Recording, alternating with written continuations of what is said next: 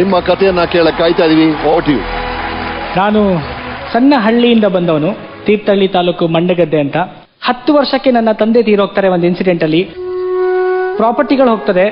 ನಾವು all of a sudden ಒಂದು ಹೊತ್ತಿನ ಊಟಕ್ಕೆ ಕಷ್ಟ ಇರೋ ಪರಿಸ್ಥಿತಿಗೆ ಬರ್ತೀವಿ. ಹುಡುಕು ನೋಡಿದ್ರೆ ನಮ್ಮ ಮನೇಲಿ ಇದ್ದಿದ್ದು ಬರೀ 100 ರೂಪಾಯಿ ಮಾತ್ರ, ಬೇರೆ ಏನೂ ಇಲ್ಲ. ಕಾಲೇಜ್ಗೆ ಹೋಗ್ಬೇಕಾದ್ರೆ ಫೀಸ್ ಕಟ್ಟಬೇಕು ಅಂತಂದ್ರೆ ಒಂದು ಹೊತ್ತಿನ ಊಟ ಬಿಡಬೇಕಿತ್ತು. ಮಧ್ಯಾಹ್ನದ ಒಂದು ಹೊತ್ತಿನ ಊಟ ನನಗೆ ತಪ್ಸೋಕ್ಕೋಸ್ಕರ 1 ರೂಪಾಯಿಗೊಂದು ಟೀ ಸಿಗ್ತಾ ಇತ್ತು, ಅದನ್ನು ಕುಡಿತಾ ಇದ್ದೆ ನಾನು. ದೊಡ್ಡ ದೊಡ್ಡ ಕಾರ್ಗಳ ಬಗ್ಗೆ ಮಾತಾಡೋದು, ದೊಡ್ಡ ದೊಡ್ಡ ಬಿಸ್ನೆಸ್ ಬಗ್ಗೆ ಮಾತಾಡೋದು, ಇದ್ರ ಬಗ್ಗೆ ಮಾತಾಡಿದ್ರೆ ಜನ ನನಗೆ ಅನಿಸ್ತಾ ಇದ್ರು, ಇವನೊಬ್ಬ ದೊಡ್ಡ ಲೂಸು ಇವನು ಅಂತ, ಇವನೊಬ್ಬ ದೊಡ್ಡ ಹುಚ್ಚ, ಇವನೇನು ಮಾಡೋದಿಲ್ಲ ಲೈಫಲ್ಲಿ, ಇಷ್ಟೇ ಇವನ್ ಕತೆ, ಹಿಂಗೆ ಮಾತಾಡ್ತಾನೆ ಅಂತ ಹೇಳ್ತಾ ಇದ್ರು. ದೊಡ್ಡ ಮಾತಾಡೋದ್ರಿಂದ ಕೆಲವರೆಲ್ಲ ಹೇಳ್ತಾರೆ ಇವ್ನು ದೊಡ್ಡ ಕಳ್ಳ ಆಗ್ತಾನೆ ಕಣೋ, ಯಾಕಂದ್ರೆ ಇಷ್ಟೆಲ್ಲ ದೊಡ್ಡದು ಅಚೀವ್ ಮಾಡ್ಬೇಕಂದ್ರೆ ಏನೇನೋ ಕಳ್ತನ ಮಾಡಬೇಕು, ಇದನ್ನೆಲ್ಲ ಹೇಳ್ತಾ ಇದ್ರು. ಪಾಸ್ ಆದೆ. ಏನ್ ಮಾಡಬೇಕು, ಫಾರ್ಮಸಿ ಮಾಡಬೇಕು ಅಂತ ಅನಿಸ್ತು. ಯಾಕಂದ್ರೆ ನನಗೆ ಈ ನಮ್ಮ ನಾಟಿ ಔಷಧಿ, ಆಯುರ್ವೇದ ಇದೆಲ್ಲ ತುಂಬಾ ಇಷ್ಟ ಆಯ್ತು. ಫಾರ್ಮಸಿ ಮಾಡಿದೆ. ಫಾರ್ಮಸಿ ಮಾಡ್ಬೇಕಾದ್ರೆ ನನಗೆ ಈ ರಿಸರ್ಚ್ ಬಗ್ಗೆ ತುಂಬಾ ಇಂಟ್ರೆಸ್ಟ್ ಇತ್ತು.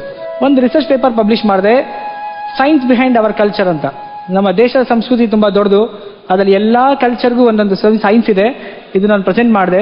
ಆಸ್ಟ್ರೇಲಿಯಾ ಹೋಗಕ್ಕೆ ಆಪರ್ಚುನಿಟಿ ಬಂದ್ಬಿಡ್ತು. ಆಸ್ಟ್ರೇಲಿಯಾ ಹೋದೆ, ಎಲ್ಲ ಸೆಟ್ ಆಗ್ಬಿಡ್ತು. ಲೈಫ್ ತುಂಬಾ ಫುಲ್ ಖುಷಿ, ದೊಡ್ಡ ಸ್ಯಾಲರಿ. ಓದಿದೆ ಅಲ್ಲಿ, ನಾನು ಮಾಸ್ಟರ್ ಡಿಗ್ರಿ ಮಾಡಿದೆ, ದೊಡ್ಡ ಸ್ಯಾಲರಿ, 6-7 ದೇಶಕ್ಕೆ ಟ್ರಾವೆಲ್ ಮಾಡೋಂಥ ಆಪ್ಷನ್ ಬಂತು, ಎಲ್ಲ ಮಾಡಿದೆ. ಬಟ್ ನಾವೆಲ್ಲ ಕನ್ನಡ ಮೀಡಿಯಂ ಅಲ್ಲಿ ಓದ್ದವರು. ನಮಗೆ ಕನ್ನಡ ಮೀಡಿಯಂ ಅಲ್ಲಿ ಓದ್ಬೇಕಾದ್ರೆ ಒಂದು ಮಾತು ಹೇಳ್ತಾರೆ, ನೀವು ತಾಯಿಗೆ ಮತ್ತೆ ತಾಯ್ನಾಡಿಗೆ ಏನೂ ಮಾಡಲಿಲ್ಲ ಅಂದ್ರೆ ನೀವು ಹುಟ್ಟಿದ್ದು ವೇಸ್ಟ್ ಅಂತ. ಇದು ನನ್ನ ಪ್ರತಿಯೊಂದು ಮನಸ್ಸಲ್ಲೂ ಇತ್ತು. ನನಗೋಸ್ಕರ ನನ್ನ ತಾಯಿ ಎಷ್ಟು ಕಷ್ಟಪಟ್ಟಿದ್ದಾರೆ, ನನ್ನ ತಾಯಿ ಹಳ್ಳಿಲಿದ್ದಾರೆ, ನಾನು ಏನ್ ಮಾಡ್ತಿದ್ದೀನಿ ಇಲ್ಲಿ ಅಂತ ಹೇಳ್ಬಿಟ್ಟು ಒಂದ್ ದಿವಸ ತುಂಬಾ ಬೇಜಾರಾಗ್ತದೆ ಕುತ್ಕೊಂಡು. ಸೇಮ್ ಟೈಮ್ ಒಬ್ಬ ವ್ಯಕ್ತಿ ನನಗೆ ಅವಮಾನ ಮಾಡ್ತಾರೆ. ಅಲ್ಲಿ ನಾವು ಅಡಿಕೆ ಬೆಳಿತೀವಲ್ವಾ, ಅಡಿಕೆನ ಒಂದು ಏನೋ ಶೋ ಅಲ್ಲಿ ಈಗ ಅಡಿಕೆ ಬಗ್ಗೆ ಮಾತು ಬಂದಾಗ ನನಗೆ ಅವ್ರು ಹೇಳ್ತಾರೆ, ನೀವು ಇಂಡಿಯನ್ ಗಲೀಜ್ ಮಾಡ್ತಾ ಇದ್ದೀರಾ ಅಂತ. ನಾವು ಯಾಕೆ ಗಲೀಜ್ ಮಾಡ್ತಾ ಇದೀವಿ ಅಂತಂದ್ರೆ ಅಡಿಕೆಯಲ್ಲಿ ಗುಟ್ಕಾ ಆಗತ್ತೆ, ಗುಟ್ಕಾ ತಿಂದು ಇಡೀ ಇಂಡಿಯಾ ತುಂಬಾ ಉಗ್ದಿದ್ದಾರೆ, ನಮ್ಗೆ ಹೋಗಕ್ಕೆ ನಾಚಿಕೆ ಆಗತ್ತೆ ಅಂತ. ರಿಯಲೈಸ್ ಯಾಕೋ ನನಗೊಂಥರ ಮನ್ಸಿಗೆ ಬೇಜಾರಾಯ್ತು. ಪ್ರಾಬ್ಲಿ ಆ ಮನುಷ್ಯ ನಾನು ಇವತ್ತು ನೆನ್ಸ್ಕೊಂತೀನಿ. ವಿತ್ ಇನ್ ಅ ಮಂತ್ ನಾನು 6 lakh ಸ್ಯಾಲರಿ ಬಿಟ್ಟು ವಾಪಸ್ ಇಂಡಿಯಾ ಬಂದು ಸ್ಟಾರ್ಟ್ ಅಲ್ಲಿ ಈ ರಿಸರ್ಚ್ ವರ್ಕ್ ನಡೀತಾ ಇರ್ಬೇಕಾದ್ರೆ ಏನಾದ್ರು ಜೀವನಕ್ಕೆ ಬೇಕಲ್ವಾ, ಒಂದು ಸಣ್ಣ ಬಿಸ್ನೆಸ್ ಸ್ಟಾರ್ಟ್ ಮಾಡಿದೆ, ಕ್ಯಾಂಡಲ್ ಮಾಡೋದು. ಜನ ಫುಲ್ ಅಣಕ್ಷಕ್ಷರ ಮಾಡಿದ್ರು. ಕ್ಯಾಂಡಲ್ ಮಾಡಕ್ ಆಸ್ಟ್ರೇಲಿಯಾ ಹೋಗ್ಬೇಕಿತ್ತ ಇವನು, ಇಲ್ಲೇ ನಮ್ ಕಡೆ 2,000 ರೂಪಾಯಿ ಕೊಟ್ರೆ ಕ್ಯಾಂಡಲ್ ಟ್ರೈನಿಂಗ್ ಕೊಡ್ತಿದ್ರು ಅಂತ. ನಾನು ಅದಕ್ಕೂ ತಲೆಗೆಡ್ಸ್ಕೊಳ್ಳಿಲ್ಲ. ಆರ್ಗ್ಯಾನಿಕ್ ಪರ್ಫ್ಯೂಮ್ ಬ್ಲೆಂಡಿಂಗ್ ಸ್ಟಾರ್ಟ್ ಮಾಡಿದೆ. ಅವಾಗಿನ್ನೂ ಆರ್ಗ್ಯಾನಿಕ್ ಅನ್ನೋ ನೇಮ್ ಚೆನ್ನಾಗಿರ್ಲಿಲ್ಲ ಆಗಿತ್ತು. ಆರ್ಗ್ಯಾನಿಕ್ ಪರ್ಫ್ಯೂಮ್ ಫೇಲ್ ಆಯ್ತು. ಐ ಲಾಸ್ಟ್ ಮೈ ಕಂಪ್ಲೀಟ್ ಮನಿ. ಏನ್ ಮಾಡೋದು ಅಂತ ಹೇಳ್ಬಿಟ್ಟು ಯಾವುದೋ ಒಂದು ದೊಡ್ಡ ಕಂಪ್ನಿಗೆ ಹೋಗಿದ್ದೆ. ದೊಡ್ಡ ಕಂಪನಿಯ ಮ್ಯಾನೇಜರ್ ಬಂದ್ರು. ನನ್ನ ಬಿಸ್ನೆಸ್ ಕಾರ್ಡ್ ಅನ್ನ ಅವ್ರು ಕೈಲಿ ಕೊಟ್ಟೆ. ಅವ್ರು ನನ್ನ ಎದುರುಗಡೆ ಕುತ್ಕೊಂಡು ನನ್ನ ಬಿಸ್ನೆಸ್ ಕಾರ್ಡ್ ಅನ್ನ ಹೋಲ್ಡ್ ಮಾಡ್ತಾ ಇದ್ರು.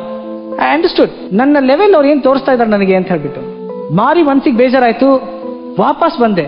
ಬಟ್ ಈ ವಾಪಸ್ ಬರ್ಬೇಕಾದ್ರೆ ಒಂದು ಥಾಟ್ ನನ್ನ ಮನ್ಸಲ್ಲಿ ಬಂತು, ಏನು ಅಂದ್ರೆ ಇದು ನನ್ನೊಬ್ಬನ ಪ್ರಾಬ್ಲಮ್ ಅಲ್ಲ, ಈ ತರ ಸಾಕಷ್ಟು ಜನಗಳಿಗೆ ಪ್ರಾಬ್ಲಮ್ ಇದೆ ಅಂತ ಹೇಳ್ಬಿಟ್ಟು ಕುತ್ಕೊಂಡು 6 months ಒಂದು ವರ್ಕ್ ಮಾಡಿದ್ವಿ ನಾವು. ಏನು ಅಂತಂದ್ರೆ ಪರ್ಫ್ಯೂಮ್ ಪ್ರಿಂಟಿಂಗ್ ಟೆಕ್ನಾಲಜಿ ಅಂತ ಒಂದು ನಾವು ಡೆವಲಪ್ ಮಾಡಿದ್ವಿ. ಅದರ ಪೇಟೆಂಟ್ ಇದೆ ನಮ್ಮ ಹತ್ರ. ಏನು ಅಂತಂದ್ರೆ ಆ ಒಂದು ಸತಿ ಅದರಲ್ಲಿ ಪ್ರಿಂಟ್ ಮಾಡಿದ್ರೆ ಪರ್ಫ್ಯೂಮರಿ ಪ್ರಿಂಟಿಂಗು 2 years ತನಕ ಆ ಪರ್ಫ್ಯೂಮ್ ಹೋಗೋದಿಲ್ಲ. ಅದನ್ನ ಕಾರ್ಡ್ ಎಷ್ಟು ಪಾಪ್ಯುಲರ್ ಆಯ್ತು ಅಂತಂದ್ರೆ still we do printing, perfumery printing. ನಮ್ಮ ಹತ್ರ ಈಗಲೂ ಮಾಡಿಸ್ಬೇಕಂದ್ರೆ 3 ತಿಂಗಳು ವೆಯ್ಟ್ ಮಾಡ್ಬೇಕು ಆ ಕಾರ್ಡ್ ಪ್ರಿಂಟ್ ಮಾಡೋದಕ್ಕೆ. ಅಷ್ಟು ಪಾಪ್ಯುಲರೈಸ್ ಆಯ್ತು. ಬಿಸ್ನೆಸ್ ಸೆಟ್ ಆಗ್ತಾ ಬಂದ್ಬಿಡ್ತು. ಇದಾದ್ಮೇಲೆ ಒಂದು ಏರ್ ಫ್ರೆಶ್ನರ್ ಬಿಸ್ನೆಸ್ ಮಾಡೋಣ ಅಂತ ಹೇಳಿದ್ವಿ. ಫಸ್ಟ್ ದೊಡ್ಡ ಕಂಪನಿಯವ್ರ ಜೊತೆಗೆ ಕಾಂಪೀಟ್ ಮಾಡಕ್ಕಾಗತ್ತೆ ಅಂತ ಹೇಳ್ಬಿಟ್ಟು ಸ್ಟಾರ್ಟ್ ಮಾಡಿದೆ. ಫೇಲ್ಯೂರ್ ಆಗ್ಬಿಡ್ತು. ಐ ರಿಯಲೈಸ್ಡ್ ದೊಡ್ಡ ಕಂಪನಿಯವ್ರ ಜೊತೆ ಬ್ರ್ಯಾಂಡ್ ಮಾಡ್ಲಿ ನಾವು ಹೋರಾಟ ಮಾಡಕ್ ಆಗೋದಿಲ್ಲ. ಏನ್ ಮಾಡ್ಬೋದು ಅಂತ ಹೇಳ್ಬಿಟ್ರೆ ನಾವು ಸಣ್ಣ ಕಂಪನಿಯವರಿಗೆ ನಾವೇ ಮ್ಯಾನುಫ್ಯಾಕ್ಚರ್ ಮಾಡ್ಕೊಡೋಣ ಅಂತ ಹೇಳ್ಬಿಟ್ಟು ಸ್ಟಾರ್ಟ್ ಮಾಡಿದ್ದು ಪೇಪರ್ ಏರ್ ಫ್ರೆಶ್ನರ್. ಇವತ್ತು ನಾವು ಇಂಡಿಯಾದ one of the largest paper air freshener ಆಗಿ ಹೊರಗೆ ಬಂದ್ವಿ ನಾವು. ಇದ್ರ ಮಧ್ಯೆ ನಮ್ಗೆ ಅಡಿಕೆ ಕ್ಯಾನ್ಸರ್ ಕಾರಕ, ಅಡಿಕೆ ನಿಷೇಧ ಆಗ್ಬೇಕು ಅಂತ ಹೇಳ್ಬಿಟ್ಟು ಒಂದು ದೊಡ್ಡ ನ್ಯೂಸ್ ಬರುತ್ತೆ. 2013ನೇ ಇಸ್ವಿಲಿ 8 ಲಕ್ಷ ಕುಟುಂಬಗಳು ಅಡಿಕೆ ಮೇಲೆ ಡಿಪೆಂಡೆನ್ಸಿ ಇದೆ. ಏನಾದ್ರು ಮಾಡ್ಬೇಕು, ಈ ಅಡಿಕೆ ನಾವು ತಡಿಬೇಕು, ಬ್ಯಾನ್ ಆಗ್ಬಾರ್ದು ಇದು ಅಂತ ಹೇಳ್ಬಿಟ್ಟು ಒಂದು ಅರೇಕಾ ಟೀ ಅಂತ ಒಂದು ಡೆವಲಪ್ ಮಾಡಕ್ ಸ್ಟಾರ್ಟ್ ಮಾಡಿದ್ವಿ. ಜನ ಸಿಕ್ಕಾಪಟ್ಟೆ ನಗಾಡಕ್ ಶುರು ಮಾಡಿದ್ರು. ಇರೋ ಟೀನೇ ಕುಡಿಯಕ್ ಗತಿ ಇಲ್ಲ, ಇವ್ನ್ ಯಾರು ಟೀ ಕುಡಿತಾರೆ ಅಂತ ಹೇಳಿದ್ರು. ಅರೇಕಾ ಟೀ ಇದು ನಡೆಯೋದೇ ಇಲ್ಲ ಮಾರ್ಕೆಟ್ ಅಲ್ಲಿ, ಇದು ಸಾಧ್ಯನೇ ಇಲ್ಲ, ಇದು ಪಾಪ್ಯುಲರೈಸ್ ಆಗೋದೇ ಇಲ್ಲ ಅಂತೆಲ್ಲ ಹೇಳಿದ್ರು. ಬಟ್ ನನಗಿರೋ ಕಾನ್ಫಿಡೆನ್ಸ್ ಏನಿತ್ತು ಅಂದ್ರೆ ಜನ ಯಾವಾಗ ನಿಮ್ಮ ಐಡಿಯಾಗಳಿಗೆ ನಗಾಡ್ತಾರೆ that is your best idea. Because ಅವರ ಮೈಂಡ್ ಅಲ್ಲೇ ಇರೋದಿಲ್ಲ ಅದು. ಇನಿಷಿಯಲ್ ಸ್ಟೇಜ್ ಅಲ್ಲಿ ತುಂಬಾ ಚೆನ್ನಾಗಿ ಡೆವಲಪ್ ಆಯ್ತು. ಎಲ್ಲರೂ ಸಪೋರ್ಟ್ ಕೊಟ್ಟರು ಅರೇಕಾ ಟೀನ. ಬಟ್ ನಮ್ಮ ಸ್ಟೇಜ್ ಅಷ್ಟು ಇರ್ಲಿಲ್ಲ ಆಗಿತ್ತು. ನಮ್ಗೆ ಅದಕ್ಕಿಂತ ಮೇಲ್ ಹೋಗ್ಬೇಕಿತ್ತು. ಈ 8 ಲಕ್ಷ ಕುಟುಂಬಗಳೇನಿದೆ ಅದನ್ನ ಈ ಅಡಿಕೆ ಬ್ಯಾನ್ ಅನ್ನೋದನ್ನ ತಡಿಬೇಕಾಗಿತ್ತು. ನಮ್ಗೆ ಇಷ್ಟೊಂದರಲ್ಲೇ ಇರಲಿಲ್ಲ. ಅದನ್ನ ನಾವು ಕ್ಲಿನಿಕಲ್ ಟ್ರಯಲ್ಸ್ ಅಂತ ಮಾಡ್ತಿದ್ವಿ ನಾವು. ಯಾಕಂದ್ರೆ ಸುಪ್ರೀಂ ಕೋರ್ಟ್ ಕೇಳ್ತದೆ, ನೀವು ಕ್ಲಿನಿಕಲ್ ಟ್ರಯಲ್ ಕೊಟ್ರೆ ಮಾತ್ರ ನಾವು ಇದನ್ನ ಅಕ್ಸೆಪ್ಟ್ ಮಾಡ್ತೀವಿ, ಇಲ್ಲ ಅಂದ್ರೆ ಅಕ್ಸೆಪ್ಟ್ ಮಾಡಕ್ ಆಗೋದಿಲ್ಲ ಅಂತ. ಪ್ರಾಬ್ಲಿ ನಾವು ಅದನ್ನ ಕ್ಲಿನಿಕಲ್ ಟ್ರಯಲ್ ಕೊಟ್ವಿ. ಅದಾದ್ಮೇಲೆ ಒಂದು ದೊಡ್ಡ ರಿಪೋರ್ಟ್ ಬರುತ್ತೆ. ಇದು ಎಂಟೈರ್ ಅಡಿಕೆ ಬೆಳೆಗಾರರ ಒಂದು ಏನು ತಲೆ ತಗ್ಸಂತ ಕೆಲಸ ಆಗ್ತಿತ್ತು ಅಂತ ಏನ್ ದೊಡ್ಡ ಲೆವೆಲ್ಗೆ ಹೇಳ್ತಾ ಇದ್ರು, ಗುಟ್ಕಾ ಮಾತ್ರ ಮ್ಯಾನುಫ್ಯಾಕ್ಚರ್ ಆಗುತ್ತೆ, ಬೇರೆ ಏನು ಆಗೋದಿಲ್ಲ ಅಂತ ಹೇಳಿ. ಅದಕ್ಕೆ ನಾವು ಅರೇಕಾ ಟೀ ಡಯಾಬಿಟೀಸ್ ಅಂತ ಕಾಯಿಲೆಗೆ ಅದು ರಿವರ್ಸ್ ಮಾಡುತ್ತೆ ಅಂತ ಹೇಳ್ಬಿಟ್ಟು ನಮ್ಗೊಂದು ಮೆಡಿಕಲ್ ರಿಪೋರ್ಟ್ ಬರುತ್ತೆ. ಅಂದ್ರೆ ಒಂದು ಪ್ಯಾಂಕ್ರಿಯಾಸ್ ಅಂತ ಒಂದು ಆರ್ಗನ್ ಇರುತ್ತೆ ಬಾಡಿಲಿ, ಅದು ಡ್ಯಾಮೇಜ್ ಆದ್ರೆ ಡಯಾಬಿಟಿಸ್ ಬರುತ್ತೆ. ಎಂಟೈರ್ ಜಗತ್ತು ಆ ಪ್ಯಾಂಕ್ರಿಯಾಟಿಕ್ ಸೆಲ್ಸ್ ಏನಿದೆ, ಬೀಟಾ ಸೆಲ್ಸ್ ನ ರೀಜನರೇಟ್ ಮಾಡಕ್ಕಾಗತ್ತಾ ಅನ್ನೋದನ್ನ ಹುಡುಕ್ತಾ ಇದೆ. ಆದ್ರೆ ನಮಗ್ ಬಂದಿರೋ ವರದಿಲಿ ಆ ಬೀಟಾ ಸೆಲ್ಸ್ ನ ನಮ್ಮ ಪ್ರಾಡಕ್ಟ್ ರೀಜನರೇಟ್ ಮಾಡ್ತಾ ಇದೆ. ಯಾವ ಪ್ರಾಡಕ್ಟ್ ಜನ ನಗಾಡ್ತಾ ಇದ್ರು ಇವತ್ತು 13ರಿಂದ 14 ದೇಶಗಳಿಗೆ ನಾವು ಸಪ್ಲೈ ಮಾಡ್ತಾ ಇದೀವಿ ಅದನ್ನ. ನಾನು ವರ್ಲ್ಡ್ಸ್ ಮೋಸ್ಟ್ ಎಕ್ಸ್ಪೆನ್ಸಿವ್ ಕಾರ್ಸ್ ನ ಡ್ರೈವ್ ಮಾಡ್ತಾ ಇದ್ದೀನಿ. ನಗಾಡೋರು ಇವತ್ತು ಅಲ್ಲೇ ಇದ್ದಾರೆ. So don't worry about anything. ಅದಕ್ಕೋಸ್ಕರ ಇದು ಲೈಫಲ್ಲಿ ಏನು ಅಂತಂದ್ರೆ ಯಾರನ್ನೂ ಅಂಡರ್ ಎಸ್ಟಿಮೇಟ್ ಮಾಡಬೇಡಿ. ನನಗೆ ಅಂಡರ್ ಎಸ್ಟಿಮೇಟ್ ಮಾಡ್ತಾ ಇದ್ರು, ಇವ್ನು ಕಳ್ಳ ಆಗ್ತಾನೆ, ಅದಾಗ್ತಾನೆ, ಇದಾಗ್ತಾನೆ ಅಂತ.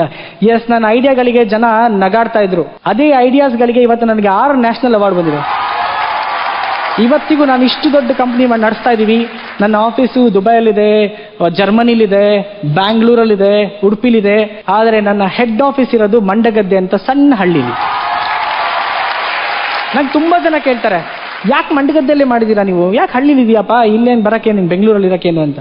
ನಾನು ಜಗತ್ತಿಗೆ ತೋರಿಸ್ಬೇಕಿತ್ತು, ಹಳ್ಳಿಲಿ ಇದ್ದುಕೊಂಡು ಸಮೇತ ನೀವು ಏನನ್ನ ಬೇಕಾದ್ರೂ ಸಾಧಿಸಬಹುದು. ನನಗೆ ಎಲ್ಲಾ ಕಡೆ ಹೋದ್ರೆ ಒಂದು ಕ್ವಶನ್ ಕೇಳ್ತಾರೆ, ಏನು ಅಂತಂದ್ರೆ, ಸರ್ ಲೀಡರ್ಗೆ ಮತ್ತೆ ಫಾಲೋವರ್ಗೆ ಏನ್ ಡಿಫ್ರೆನ್ಸ್ ಅಂತ. ನೀವು ಬೇರೆಯವ್ರನ್ನ, ನಿಮ್ಮ ಮೈಂಡ್ ಸ್ಟ್ರಾಂಗ್ ಇಲ್ಲ ಅಂತಂದ್ರೆ ನೀವು ಫಾಲೋವರ್ ಆಗ್ತೀರಾ. ನಿಮ್ಮ ಮೇಲೆ ನಿಮಗೆ ಕಾನ್ಫಿಡೆನ್ಸ್ ಇದ್ರೆ ನೀವು ಲೀಡರ್ ಆಗ್ತೀರಾ. That is the difference. But ನಾವು ಸೊಸೈಟಿಗೆ ಏನ್ ಕೊಡ್ತಾ ಇದೀವಿ, ದಟ್ ಈಸ್ ವೆರಿ ಇಂಪಾರ್ಟೆಂಟ್. ನಾವು ಕೊಟ್ಟಿರ್ತಕ್ಕಂಥ ರಿಪೋರ್ಟ್, ಅಡಿಕೆ ಹಾರ್ಮ್ಫುಲ್ ಅಲ್ಲ, ಅಡಿಕೆ ಕ್ಯಾನ್ಸರ್ ಕಾಸಿಂಗ್ ಇಲ್ಲ, ಅಡಿಕೆಯಲ್ಲಿ ಡಯಾಬಿಟಿಸ್ ಅಂತ ದೊಡ್ಡ ದೊಡ್ಡ ಕಾಯಿಲೆಗಳನ್ನ ರಿವರ್ಸ್ ಮಾಡುವಂತ ಕೆಪಾಸಿಟಿ ಇದೆ ಅಂತ ಕೊಟ್ಟಿರ್ತಕ್ಕಂಥ ರಿಪೋರ್ಟ್ ಇವತ್ತು ಸುಪ್ರೀಂ ಕೋರ್ಟ್ ಅಲ್ಲಿ 8 ಲಕ್ಷ ಅಡಿಕೆ ಏನು ಬೆಳೆಗಾರಿದ್ದಾರೆ, ಆಲ್ಮೋಸ್ಟ್ 70-80 ಲ್ಯಾಕ್ ಪೀಪಲ್ ಏನು ಡಿಪೆಂಡೆನ್ಸಿ ಇತ್ತು, ಅವ್ರಿಗೆ ಒಂದು ನಿಟ್ಟಿಸಿರೋ ಬಡ ಹಂಗ್ ಮಾಡಿದೆ. ಇದು ಅಡಿಕೆ ಬೆಳೆಗಾರರಿಗೆ ಕೊಟ್ಟಿರ್ತಕ್ಕಂಥ ಒಂದು ಸಣ್ಣ ಕೊಡುಗೆ ಅಂತ ಅಷ್ಟೇ.